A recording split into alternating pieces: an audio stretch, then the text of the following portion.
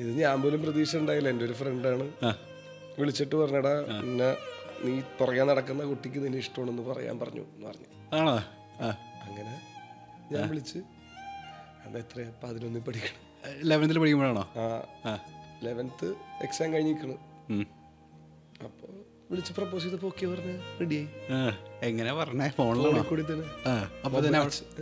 എൻ്റെ front phone ഉണ്ടായിരുന്നു. അപ്പോൾ പ്രപ്പോസ് ചെയ്ത് അവിടെ നിന്ന് ഈ ഇപ്പോൾ 9 വർഷത്തെ പ്രണയമായിരുന്നില്ല കല്യാണം വരെ എത്തി നിൽക്കുന്ന സമയത്ത്. 8 വർഷത്തെ പ്രേമം.